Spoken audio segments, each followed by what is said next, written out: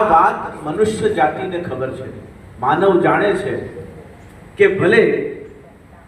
અલગ અલગ જેન્ડર, અલગ અલગ લિંગના બે વ્યક્તિઓ, સ્ત્રી અને પુરુષ,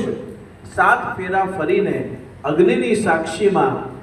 જન્મો જન્મ અને આવનાર અનેક જન્મોના બંધનમાં બંધાવા માટેનો સંકલ્પ લે છે, પણ સંકલ્પ લેતી વખતે પણ એમને ખબર છે કે બંને જણા સાથે જઈ શકવાના નથી. સપ્તપદી 7 ફેરા ફરીએ છે, સૃષ્ટિનું સર્જન પણ કરીએ છે, સંસારને માંડીએ પણ છે, સમાજમાં સંસારમાં પરિવાર તરીકે યુગલ દંપતી તરીકે આપણે આપણી ઓળખ પણ આપીએ છે, પણ એકના અભાવમાં બીજા વ્યક્તિનું શું અસ્તિત્વ સમાજમાં રહે છે. તે માટે સ એકાકી ન રમતે, જેમ ઈશ્વર પણ એકલો રહી શકતો નથી અને 7 ફેરા ફર્યા પછી પણ, સપ્તપદી પૂર્ણ કર્યા પછી પણ એવું આપણે જાણીએ છીએ કે બંને ક્યારેય સાથે જવાના નથી. છતાં પણ જે એક શેષ જાય છે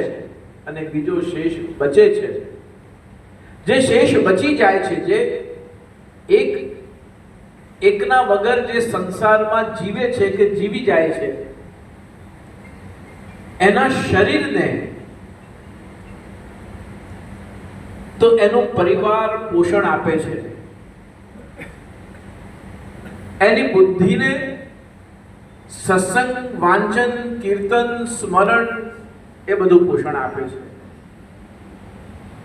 એના વિચારોને, એના અનુભવ પોષણ આપે છે, એના સ્વભાવને સમાજ પોષણ આપે છે. ગમે તેવો વ્યક્તિ હોય, એનો સ્વભાવ ગમે તેવું હોય, પણ સમાજની વચ્ચે જાય તો થાય ભાઈ એટલું છે, રહેવા દે, સ્વભાવ છે, કઈ નહીં, બોલે છે, કઈ વાંધો નહીં. સમાજ પોષણ આપે છે, પણ એના મનને પોતાની જાત સિવાય બીજું કોઈ પોષણ આપી શકતું